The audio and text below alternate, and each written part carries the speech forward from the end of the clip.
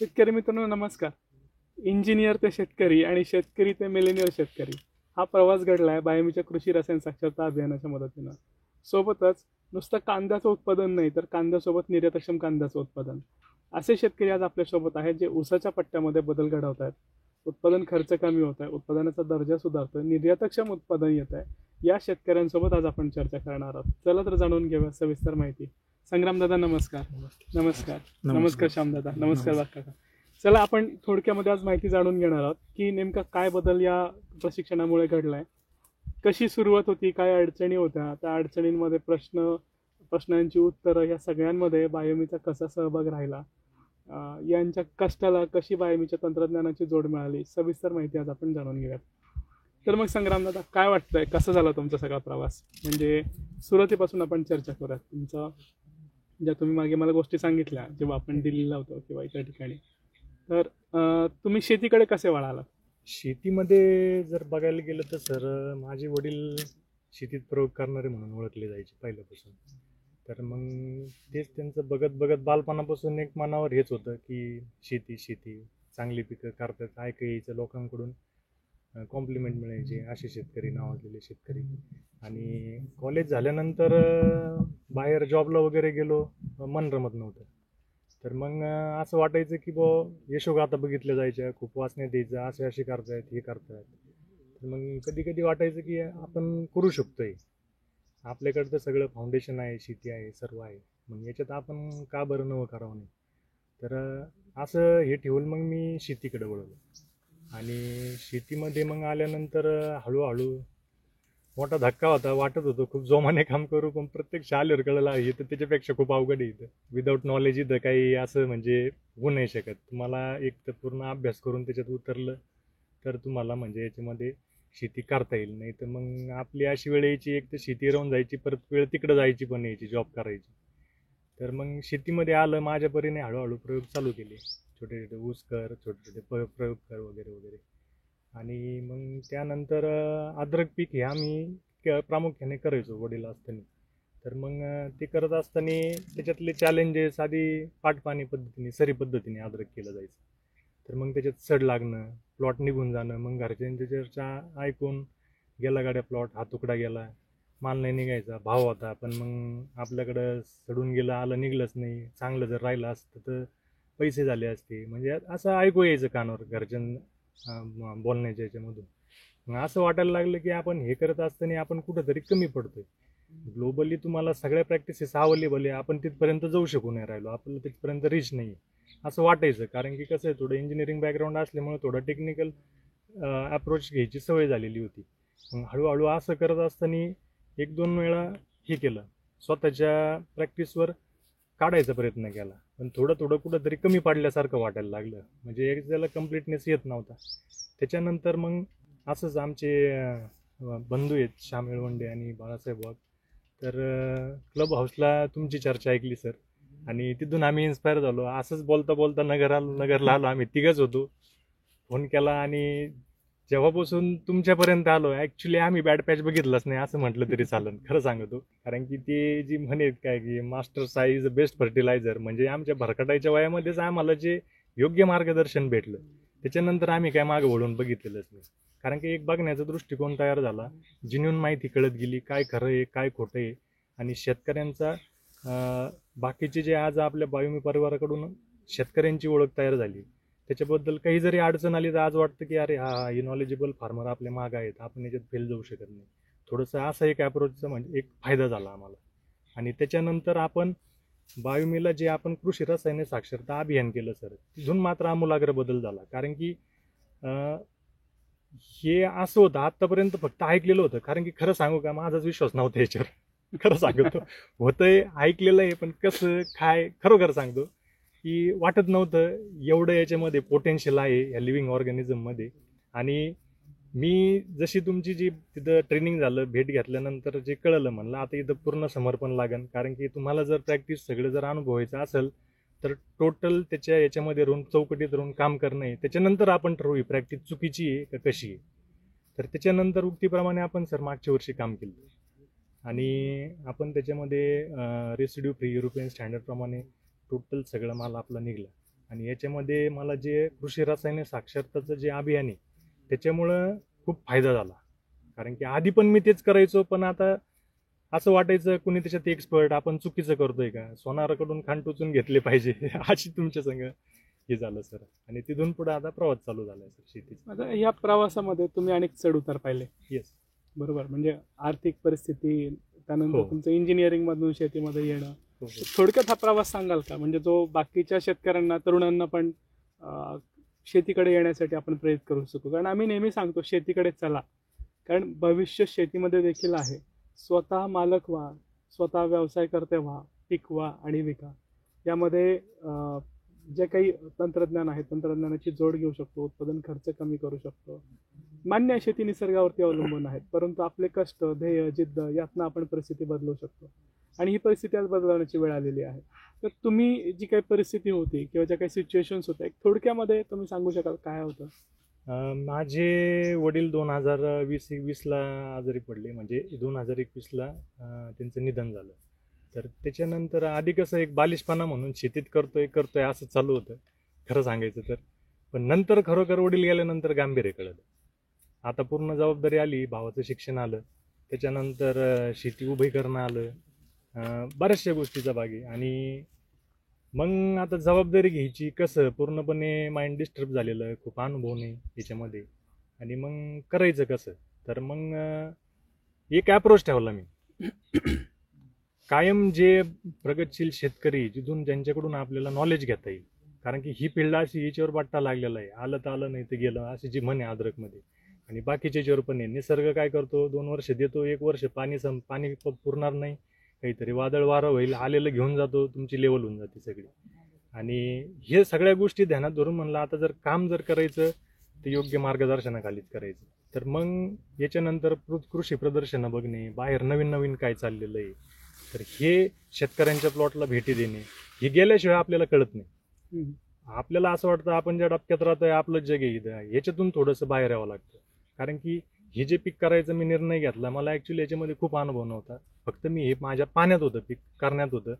पण हे जे करायच्या आधी मला जे मी व्यक्तींपर्यंत ज्या व्यक्तीपर्यंत पोहोचलो, याच्यातले लूपहोल्स काय आहेत, त्यांच्याकडून चुका काय झालेल्या आहेत, आणि याच्यातल्या अडचणी काय येतात, त्याच्यानंतर उत्पन्न वाढीसाठी काय काय करावं लागतं, तुम्हाला जमिनीवर कसं काम करावं लागतं. आणि याच्यामध्ये याच्या सोबतीला थोडासा मार्केटचा जो अभ्यास आहे, मग पेपर वाचणे असेल किंवा आर्टिकल वाचणे, एखादं आर्टिकल आलंय, फ्युचर फॉरकास्ट येतं काही काही याचं, तर मग असं बघत बघत मी शेतीकडे आलो. आणि याच्यात येत असताना कसं आहे, नौक्यांच्या काय चुका होत्यात, माझ्याकडून पण खूप चुका झाल्या. एखाद्याची सक्सेस स्टोरी बघायची, अरे करू शकतो, आपल्याकडे राहणे, आलं, मारली उडी, झालं, केलं मी सर, प्रयोग केले तसे. आणि काय धक्के पण खावा लागले काही काही.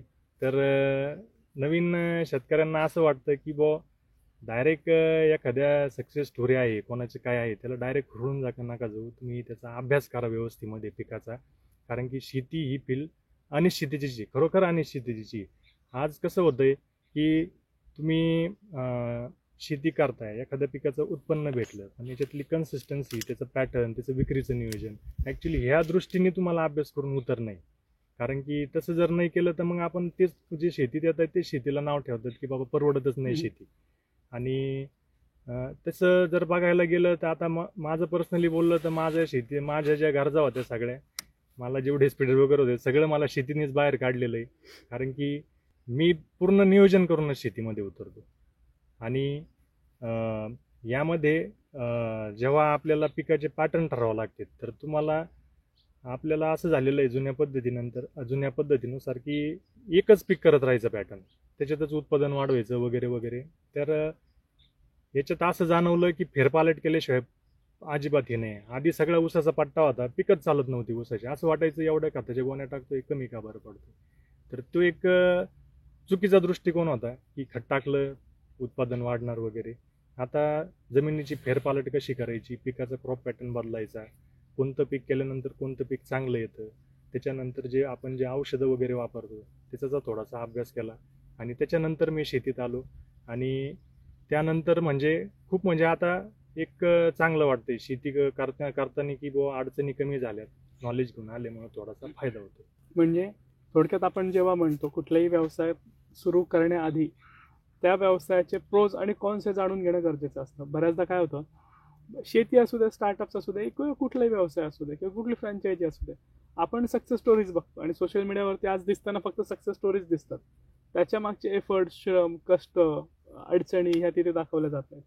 ह्या ज्या इश्यूज आहेत, हे जे प्रश्न आहेत, हे जाणून घेणं महत्त्वाचं आहे. आणि संग्रामदादांनी एका उत्तम व्यावसायिकाप्रमाणे तेच केलं जे एका व्यावसायिकाला करायला हवं. त्यांनी संबंधित पिकांमधल्या अडचणी, त्याच्या विक्रीचं नियोजन, त्याला येणारा खर्च, त्याला येणाऱ्या वातावरणातील समस्या, सगळ्या गोष्टींची माहिती घेतली आणि ही माहिती घेऊन मग त्यांनी त्यांच्या सगळ्या पिकांचं नियोजन केलं. म्हणजे आपण म्हणतो शेतीकडे चला, परंतु शेतीकडे जाताना शेतीकडे आपल्याला व्यावसायिकदृष्ट्या बघायचं आहे आणि शेती आपल्याला उद्योजकाच्या नजरेतून करायची, कारण आपण उद्योजक आहोत, शेती उद्योजक आहोत आणि त्या अनुषंगाने आपल्याला पूर्ण नियोजन करणं गरजेचं आहे. मग संग्रामदादा, मला सांगा, तुम्ही जे फायनान्शियल अप्स अँड डाऊन्स पाहिले, म्हणजे आर्थिक जे चढ उतार पाहिले, तर ते कसे होते आणि त्यात तुम्हाला हे प्रशिक्षण किंवा जेव्हा तुम्ही साक्षर झालात कृषी निविष्ठांविषयी, त्यातनं तुम्हाला कशी मदत झाली? तसं जर बघायला गेलं ना सर, पप्पा गेल्यानंतर दवाखान्याचा खर्च, कर्ज वगैरे खूप होतं आणि मग असं वाटायचं की एक थोडंसं टेन्शन आल्यानेच झालं होतं, डिप्रेशनमध्ये गेल्याने. ॲक्च्युली ती गेल्यानंतर 4-5 महिने मी शेतीमध्ये पण नव्हतो. म्हणजे आता त्याच्यातून उजरायचं कसं, अशी परिस्थिती होती. भावाचं शिक्षण बाकी होतं आणि अचानक हा आघात म्हणजे आल्यानंतर माणूस गडबडून जातो पूर्ण. तर मग हळूहळू सावरलो. आता मला तसं पेपर आणि पुस्तकं वाचायची आवड आहे. माझे बंधू आम्हाला दोघं आम्ही पुस्तकं आणून वाचणं वगैरे चालू राहतं. त्यांना तर खूप आवड आहे पुस्तकं वाचायची. तर मला पुस्तकाने थोडासा आधार दिला. आधीचं वाचन होतं भरपूर. मग जे स्टेबल झालो त्याच्यानंतर मग म्हटलं, तुम्हाला जर काही करायचं जर म्हणलं तर सर्वात पहिल्यांदा आडवा येतो तो पैसा. पैशाशिवाय कोणत्याही गोष्टी होत नाही. तर आणि बाय चान्स मी आलं बियाण्यासाठी घेतलेलं होतं सर त्या वर्षी. तर म्हणलं, आणि मार्केटची खूप संधी पुढे दिसत होती होणार आहे, पण हातामध्ये पैसा नव्हता. तर ह्या गोष्टीमध्ये मला माझे बंधू श्यामराव यांनी खूप मदत केली. त्याच्यानंतर आल्याचं प्लॉट लावल्यानंतर मला थोडंसं लोन करावं लागलं. लोन करून मी आल्याला पैसा लावला सगळा. फक्त एक कॉन्फिडन्स होता, हे आपलं नशीब बदलावणार आहे. आणि झालं काय, आलं लावलं, सगळं जोमात चालू झालं काम. आणि पहिल्यांदा आलं लावलं, अनुभव कमी, आणि पहिल्यांदा सॉफ्ट आला. आलं लावल्यानंतर पिचपिचं व्हायला राहिलं. म्हणजे शेतकऱ्यांच्या भाषेत आपण बॉइलिंग म्हणतो. हाय टेम्परेचर मध्ये आल्याचा कंद खराब होतो. राईट. आणि मी नौका असल्यामुळे मला माहीतच नाही ना पाण्याचं नियोजन कसं केलं पाहिजे, काय केलं पाहिजे. आणि तो पहिला खूप मोठा धक्का होता. अरे एवढं सोडून ह्या पिकावर आपण सगळं आपलं लावलंय आणि ते पिकच आता असं राहिलंय. खूप टेन्शन आलं सर त्यावेळेस. आणि त्याच वेळेस जी मागं म्हणलो मी तसं, आम्ही तिकडे नगरला आलो आणि तुमची गाठ झाली. त्यानंतर मात्र तुम्ही येऊन गेले सर प्लॉटला. तुम्ही म्हणे ओके काय नाही, मायनर वगैरे सगळे आपली चर्चा झाली. त्याच्यानंतर जे काम केलं तर मात्र तिथून पुढं मात्र एक कॉन्फिडन्स डबल पटीने वाढला. आणि एक थोडंसं सपोर्टची भावना तयार झाली की अरे आपल्याला कुणीतरी मागं आहे. आपण जरी याच्यात जर वाट चुकत असेल तर आपल्याला सांगणारी जिनियन माणसं आहेत आपल्यापर्यंत. आणि असा तिथून प्रवास चालू झाला. मग श्यामदादा, तुम्ही पण संग्रामदादांच्या सोबत आहात, तुम्ही पण प्रशिक्षण केलंय आणि सगळ्या गोष्टी आता तुम्ही करतात, तर तुमच्या सगळ्या पिकांमध्ये तुम्हाला काय बदल जाणवतोय? सर आता सर्वात महत्त्वाचं काय, जे आम्ही अनावश्यक खर्च करायचो अगोदर, आणि म्हणजे खत टाकणे किंवा असं जास्तीत जास्त ऊसाचं क्षेत्र होतं आमच्याकडं. तर ज्यावेळेस आम्ही अद्रकमध्ये उतरलो, म्हणजे मी तर समजा 2011-12लाच केलं होतं. संग्रामचे वडील होते त्यावेळेस, त्यांनी साताऱ्यावरून बेन आणलं होतं. त्याच्यानंतर त्यांनी मला बेनं दिलं. ते म्हणले तू याच्यात उतर. मी 7-8 वर्ष मेडिकल फील्डमधला माणूस, 10 वर्ष दुकान चालवलं मेडिकलचं. ज्यावेळेस एक इंजिनियर आणि एक फार्मासिस्ट. आणि सर म्हणजे ज्यावेळेस म्हणजे संग्रामचे वडील असे होते, म्हणजे लहानपणापासून आम्ही पाहायचो, मग त्यांचा एक टायमिंग राहायचा. ते आपण कसं सर्व्हिसवाला माणूस कसा 8:30लाच जाणार, ते 8:30ला गावात जाणार, गावातून पेपर आणणार, इंग्लिश पेपर आणणार, एक मराठी आणणार, आणि ह्या क्षेत्रात येणार, इथं वाचणार, इथून घरी 1ला शार्प घरी जाणार, परत 5:30ला येणार. म्हणजे आम्हाला एक ते आयडियल होते. तर मग ज्यावेळेस मेडिकल बंद केलं मी, तर त्यांनी मला बेनं दिलं. ते म्हणले तू काय कर, त्यावेळेस 8-9 हजार रेट होता. ते म्हणले तू एक 10-15 गुंठे कर. तर त्यावेळेस केलं, ती पारंपरिक फ्लड असं केलं. त्यावेळेस समजा आपण 2 क्विंटल बेनं घेतलं आणि त्याच्यापासून 7-8 क्विंटल झालं आपल्याला. मग पुढच्या वर्षी परत केलं 1 एकर. पण त्यावेळेस असंच ठिबक वगैरे नव्हतं समजा 12ला असं. आणि त्यावेळेस म्हणजे सड लागली आणि त्यावेळेस एवढा अनुभव पण नव्हता आम्हाला शेतीचा. तर रेट कमी झाली. नंतर आम्ही ते पिकच मोडून टाकलं. बरं का. नंतर 18 म्हणजे संग्रामचे वडील गेल्यानंतर आम्ही ग्रुप केला होता. बाळासाहेब असतील, संग्राम, असे 5-6 जणांचा. आणि आमची चर्चा व्हायची आपण काहीतरी वेगळं केलं पाहिजे. तर मग अद्रकचं रेट खूप डाऊन झाला, 1500वर आलं. मग आम्ही काय म्हणलो, आता योग्य वेळ राहील आपल्याला लावण्याची, कदाचित मार्केट वाढेल. आणि आम्ही केलं ते. संग्रामनी बाळासाहेबांनी पहिलं केलं. म्हणजे इथे तुम्ही बाजार भावाचा अभ्यास केला. हो, बाजार भावाचा खूप अभ्यास केला. महत्वाचं आहे. संग्रामदादा, श्यामदादा, बाळासाहेब काका ह्या तिघांनी बाजार भावाचा अभ्यास केला. बाजार भावाचा अभ्यास करून ठरवलं आपल्याला कुठल्या पिकासाठी जायचंय. म्हणजे आपण नेहमी काय करतो, ज्या पिकाला, शेतकरी मित्रांनो ही गोष्ट खूप लक्षात ठेवण्यासारखी आहे की आपण ज्या पिकाला भाव आहे त्या पिकाच्या लागवडीकडे जास्त शेतकरी जातात आणि इथेच मग घात होतो. त्यापेक्षा बाजार भावाचा अभ्यास करा. येणाऱ्या काळात कुठल्या पिकाला भाव येऊ शकतो, आता कुठल्या पिकामध्ये तेजी मंदी आहे, याच्यातल्या गोष्टी लक्षात येतात. त्याच्यासारखे फोरकास्ट असतात. बाळासाहेब दादा आहेत, श्यामदादा आहेत, संग्रामदादा आहेत. त्या व्यतिरिक्त दत्तानाना शेजूळ यांच्यासारखे शेतकरी आहेत, अभिदादा आहेत. या शेतकऱ्यांकडनं तुम्ही हे सगळं मार्गदर्शन पण घेऊ शकता. आणि नेहमी ही गोष्ट लक्षात घेणं गरजेचं आहे की ज्याला बाजार येणार आहे ते लावायचं, ज्याचा बाजार जाणार आहे ते लावण्यात काही अर्थ नाही. आज आपण बघतोय की खूप सारे शेतकऱ्यांचे फोन येतात की आम्हाला अद्रकीची लागवड करायची आहे. पण आम्ही त्यांना सांगतो तुम्ही लागवड करा, परंतु बाजार भावाच्या अनुषंगानं लागवड करा. कारण अद्रकीला मागची 3 वर्ष चांगला भाव मिळाला, 20-22 हजार रुपयांपर्यंत गेलं होतं. आता पुन्हा 3000 रुपयापर्यंत आलाय.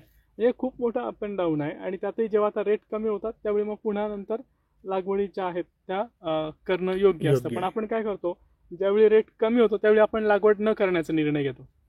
यापेक्षा रेट कमी झाल्यानंतर जर लागवड केली तर भविष्यामध्ये लागवडी कमी झालेल्या असतात तर बाजारात नफा कमावण्याची संधी जास्त असते. त्याच्यामुळे व्यवस्थित विचार करून या गोष्टींचा अभ्यास करून लागवड करणं अतिशय महत्त्वाचं आहे. तर मग आम्ही केलं आणि बॅक्टेरियाबद्दल आम्हाला माहिती कळाली थोडीफार. आमच्याकडे एक XYZ कंपनीचा हे पण यायचं. तर आमचा काय अगोदर असा भरोसा नव्हता सर.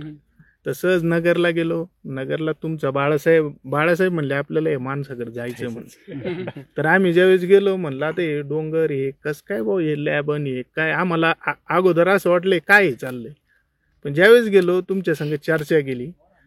तर ज्यावेळेस आम्ही गाडीतून येत होतो त्यावेळेस एक वाक्य मी यांना दोघांना म्हणलं माणूस लय कामकी चीज आहे. बरं का, माणूस कामकी चीज आहे, जेन्युइन माणूस भेटलेले. आणि मग नंतर आम्ही ज्यावेळेस तुमचं मायक्रोरायझा वगैरे सोडलं त्यावेळेस मागच्या वर्षी आपण व्हिडिओ पण काढलेला आहे तो. तर आम्हाला खरोखर रिझल्ट मिळायला लागले सर. इवन मी तर म्हणतो सुडोबॅसिलसचा जर स्प्रे दिला तर ते आमच्या शेतीमध्ये जे लेडीज राहायचे गवत वगैरे काढण्यासाठी ते 2-3 दिवसांनी म्हणायचे हे तुम्ही काय, म्हणजे अशी चकाकी काय एवढी, नाही का. म्हणजे असं प्लॉट असं जे म्हणतो ना आपण संध्याकाळी पाहायला किंवा सकाळी एकदम फ्रेश वाटायचं. आणि आमचे मित्र होते काही, त्यांनी थोडी अद्रकबद्दल भीती पण घालवली आम्हाला, म्हणजे भीती निर्माण केली. म्हणजे औरंगाबाद साईडचे वगैरे का तुम्ही डेंजर पीक आहे, म्हणजे एका रात्रीतून प्लॉट बसतो असं तसं. मग आम्ही तुमच्या संग जेव्हा चर्चा झाली मग आम्ही पॅसिलोमायसिनचे ॲप्लिकेशन घेतले हळूहळू. आम्हाला ते मागच्या वर्षी तर आम्ही म्हणलो होतो की एक सड दाखवा 1000 रुपये मिळवा, म्हणजे असा प्लॉट निघला आपला. आणि विशेष म्हणजे रेसिड्यू फ्री निघला. आणि सर चालू वर्षीचा आमचा अनुभव सांगतो सर, हे जे क्षेत्र आहे इथं हुमणीचा इतका प्रादुर्भाव आहे की आम्ही ज्यावेळेस केलं आणि पहिली खुरपणीच्या वेळेस लेडीज म्हणायला लागले हुमणी निघू राहिले. पण हुमणी कुठं निघायचं सर, इथं निघायचं खाली थोड्या बारीक, मध्ये हुमणी नव्हती. आम्ही कंट्रोलर वापरलं. तर तुम्हाला सांगतो 2च ॲप्लिकेशनमध्ये संग्रामदादांनी तर प्रयोग केला, हुमणी खालच्या काढून ते मातीत हे करून, तर ते 3-4 दिवसांनी ऑटोमॅटिक त्यांची क्रयशक्ती कमी झाली आणि ते डेड झाले. तसं हे थोडं चुनखडीयुक्त हे, म्हणजे आम्हाला दोघांना वाटायचं आपण काय चूक केली काय याच्यात. आपली चर्चा पण झाली होती चुनखडीच्या ह्याच्यामध्ये लागवड होईल की नाही होईल. पण आज तुम्ही पाहता प्रत्यक्ष डोळ्यांनी अद्रकचा प्लॉट एकदम सुंदर आहे. आणि सर सांगायची गोष्ट अशी की याला काही खूप काय असा खर्च पण नाही लागला आम्हाला सर. म्हणजे आम्ही कृषी रसायन साक्षरतेचं तुमचं कोर्स पण केला म्हणजे आम्हाला जे नॉलेज भेटलं की अनावश्यक आम्ही आता आजूबाजूचे शेतकरी पाहे कांद्याचे वगैरे आमचाच ग्रुप आहे, ते सुद्धा आता म्हणायला लागले की नाही आम्हाला हे पाहिजे. इथं उगणारच नाही, जमणारच हा. नाही असं भ्रम होतं खूप जणांना. खूप जणांचा. म्हणजे जमीन चुनखडीची, त्याच्यामध्ये हुमणीचं सानिध्य आणि याच्यामध्ये हे अद्रक केलंय. आणि आपण बघू शकता आजूबाजूचा प्लॉट सगळा की इथे पण सड नाहीये. सड नाही सड नाही. रासायनिक कुठेही बुरशीनाशकांचा जमिनीमध्ये वापर अजिबात नाहीये.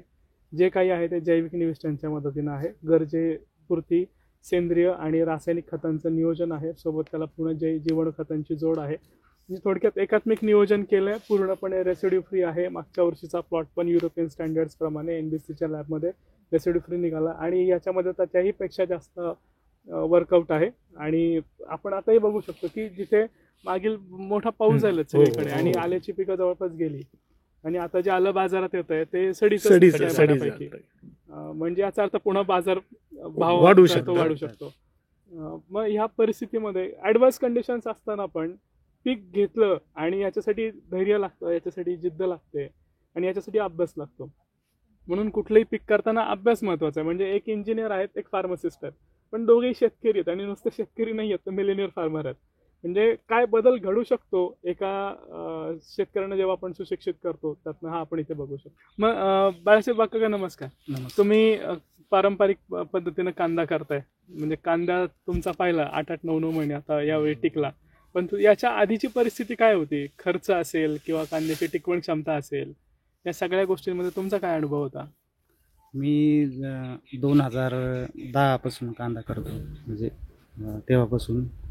तर माझं काय व्हायचं, कांदा उत्पादन खूप निघायचं, पण टिकवण क्षमता अजिबात त्याला नव्हती. समजा 2-3 महिने झाले कांदा सडायचं. तर मागच्या वर्षी आम्ही साक्षरता अभियान केल्यानंतर काही गोष्टी आम्हाला कळाल्या आहे. समजा कोणत्या निविष्ठा वापरायला पाहिजे, कोणत्या नाही वापरायला पाहिजे, त्यानुसार आपण बदल केले. आणि मागच्या वर्षी आपण आल्यामध्ये तुमचे बायोमेचे जे ट्रायको सुडोबॅसिलस पॅसिलोमायसिन याचा वापर केला आणि कुठं आम्हाला सड दिसली नाही आल्यामध्ये. तो पाहून मी मागच्या वर्षी डिसेंबरमध्ये जी लागवड केली कांद्याची त्यामध्ये याचा प्रयोग केला, म्हणजे वापरला आहे आपण ट्रायको सुडोबॅसिलस आणि NPKचे बॅक्टेरिया मायक्रोरायझा. हे वापरल्यामुळं माझा खर्च फार कमी झाला. मी फक्त बेसल डोस टाकला होता. अच्छा. त्याच्यानंतर कुठलाही खत टाकलेलं नाही. आणि जे रोग किडीला 1-2 स्प्रे घेतले फक्त 1-1.5 महिन्याच्या अंतराने. तर कांदा इतका भारी आला की 14-15 टनापर्यंत उत्पन्न गेलं आणि क्वालिटी एकदम सुपर होती. तुम्ही तर बघितलंच होतं त्यावेळेस. आणि असं झाल्यानंतर सर बाळासाहेब कधीच तेजीमध्ये नाही सापडले कांद्याचे, फक्त मागच्या वर्षी सापडले. म्हणजे उत्पन्न इतकं व्हायचं बाळासाहेब, टिकवणच क्षमता. आणि आमची चर्चा व्हायची, आम्ही म्हणायचो तू त्याचा समजा ड्रिप नाही राहायचा कांदा, आम्ही म्हणायचो फ्लोनी करून पाय हे कर, पण नाहीच म्हणजे काढणाऱ्या बायाच म्हणायचे काय टिकणार नाही काहीतरी बो. आणि मागच्या वर्षी तुम्ही स्वतः मागच्या वर्षी विक्रमी भाव घेतला. आणि सर म्हणजे त्यावेळेस उत्पन्न 18-19 टनापर्यंत आपण गेलेलो आहे कांद्यामध्ये, पण खर्च कमी केला, म्हणजे खर्च कमी झाला, उत्पन्न पण कमी आलं, म्हणजे 2-3 टनाचा फरक पडला. पण समजा क्वालिटी सुधारली त्याची, भाव पण त्याला चांगला भेटला आणि टिकवण क्षमता पण वाढली. किती टिकला तुमचा कांदा यावर्षी? माझा साधारण मार्चमध्ये हार्वेस्टिंग झालेली, 15-20 मार्चच्या दरम्यान हार्वेस्टिंग झाली आणि आपण साधारण 30 नोव्हेंबरपर्यंत मार्केटला विक्री केला तो. म्हणजे जवळपास एक 6 महिन्याच्या आसपास तो टिकला. 6 महिन्यांच्या आसपास टिकला. अजूनही आहे. आणि म्हणतो ना आपण कोजळी नाही, काही नाही, काहीच नाही, असं म्हणजे 6 महिन्यांच्या आसपास कांदा टिकला. त्यात ना काजळी आहे ना कुठल्या प्रकारची सड आहे आणि विशेष म्हणजे खर्चही कमी आहे आणि त्यातही आपल्याला तेजीमध्ये थांबता आलं. तेजीपर्यंत थांबता येणं गरजेचं आहे, कारण ही स्टेज कांद्याच्या याच्यामध्ये येते, स्पॅनमध्ये येतेच की जेव्हा आपण हार्वेस्टिंग करतो त्यावेळी रेट्स कमी असतात, भाव कमी असतात.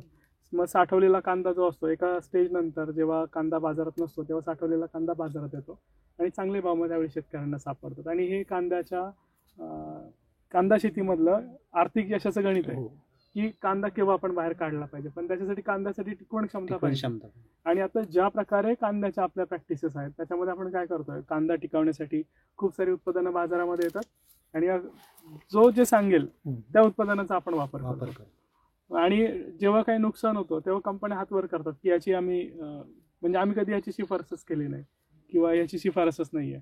मग इथे आपण काय करणं गरजेचं आहे, आपण स्वतः प्रशिक्षित होणं गरजेचं आहे, ज्यातनं आपल्याला योग्य उत्पादनांची निवड करता येईल. त्यातनं सगळ्यात महत्त्वाचं म्हणजे ज्या जैविक निविष्ट आहेत, जैविक निविष्टांचा योग्य पद्धतीने परिणामकारक वापर तो जर केला तर आता 9 महिने झाले साधारणपणे. अजून सुद्धा आहे, आणखी सुद्धा कांदा आणायला आहे. पाहिजे होता आता पण. म्हणजे यांचा 9 महिन्यांचा कांदा आहे. असे अनेक शेतकरी आहेत. आणखी एक मिलेनियर फार्मर ICRचा पुरस्कार मिळालेले आपले लांडगे दादा आहेत नगरचे, त्यांचाही कांदा जो आहे तो 9 महिन्यांचा आहे. तो तर दिल्लीमध्ये बऱ्यापैकी गाजला, चांगल्या लोकांकडे कौतुक झालं.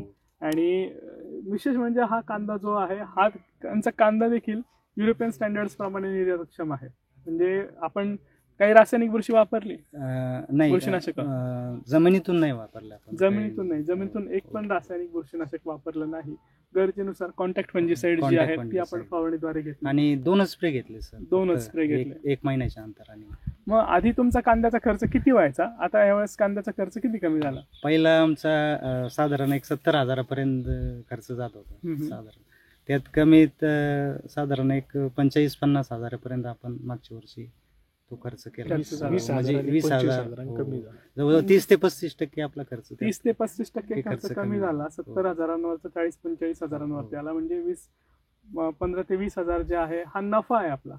अनावश्यक जो खर्च होता अनावश्यक तो टाळू शकलो तो आपण. या अभियानामुळे आम्हाला कळलं की कोणता करायला पाहिजे आणि कोणता. म्हणजे पूर्वी 3 डोस करायचो. म्हणजे ही उद्योजकाची दृष्टी आहे. महत्वाचं म्हणजे काय झालं की कांद्याला जो आम्ही करपा समजायचो, ऍक्च्युअली तो करपा नव्हता, न्यूट्रिशन डिफिशियन्सी होती. जे त्याच्या भीतीपोटी जे स्प्रे मारले जात होते ना ते कळायला लागले.